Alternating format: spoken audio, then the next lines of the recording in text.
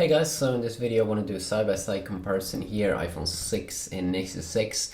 So you can also see the size difference. I did see a lot of people were interested in that, so let's just zoom out here a little bit because the Nexus 6 is like really big.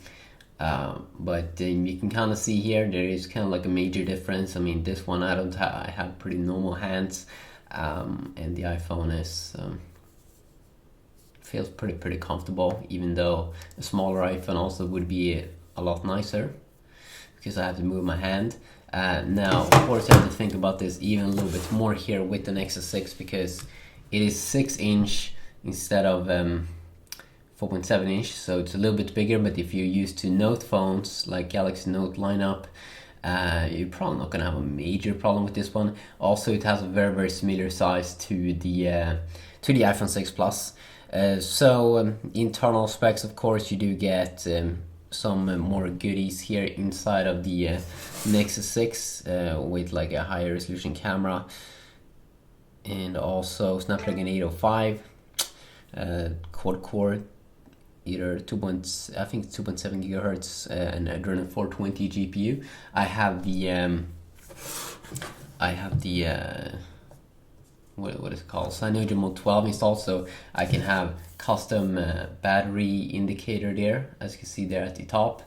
Also, when I put it down, I have some more options: reboot, power off. Of course, these are customizations on the iPhone, which is a little bit hard to get. Here you can only slide to power off. But you do get the battery percentage though, default, so of course that's kind of nice. And also, of course, you can jailbreak to get some more custom tweaks that you'll be able to use, but usually that can also be kind of unstable. Another little thing here which I do enjoy more about the Nexus, of course, that also comes with this firmware here, is the ability to close all apps. So let's just open up some more apps, and also let's just do that on the iPhone here.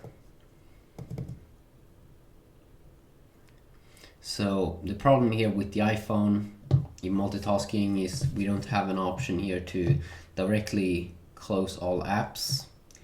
But what we can do here, you have to continuously swipe everything. Of course, you can do multiple swipe, but here it's just one tap with Cyanogen here. I gotta say for me, that's very useful. You do have the problem here with the Nexus that you can like spin it around on the surface. You need to have like you need to seriously buy like a case, and I hate cases, but I mean, this is kind of annoying. It's kind of weird. The iPhone, of course, you can't do that. It's solid, it stays where it should be. Of course, you don't get as big display. The battery also, of course, it's going to be hard to get the same amount of like milliamps inside of the battery. You do have a very cool thing here about the iPhone, and that is that it doesn't get as dirty here as the Nexus phone is going to be, because the Nexus, I mean, it looks a little bit cool here, but it has this like weird up and down design, but you can see fingerprints. I mean, it looks super dirty. I think I find that definitely annoying. The cool like metal aluminum frame feels nice, but it can also be a little bit hard to handle here. It's very slippery. I definitely do think that the iPhone here definitely feels a little bit more solid, but this one could also be a little bit slippery. Of course, you're gonna get great experience with apps on both these two platforms because it's the most high-end like iOS device, so all of the top-end games will run both amazingly on both these two devices.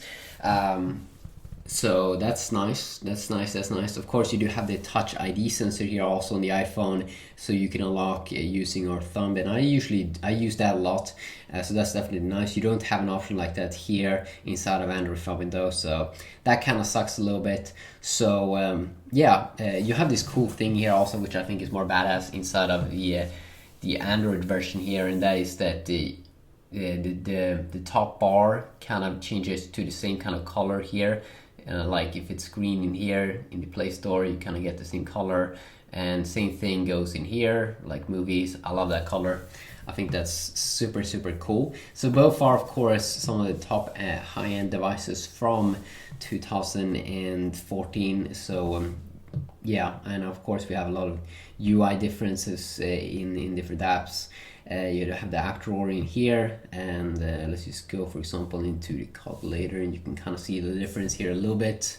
I mean, both looks kind of cool in their own way, but you can see here when you tap on the sign on this phone, it wants to jump around. That's cool with the iPhone that it doesn't do that. So of course, just a personal opinion. I'm not like a pro or anything. I mean, I'm just a normal guy with my own opinions on stuff. You can also hold in here to change wallpaper and quick things like that. You can change that. There's something that's annoying here with the iPhone.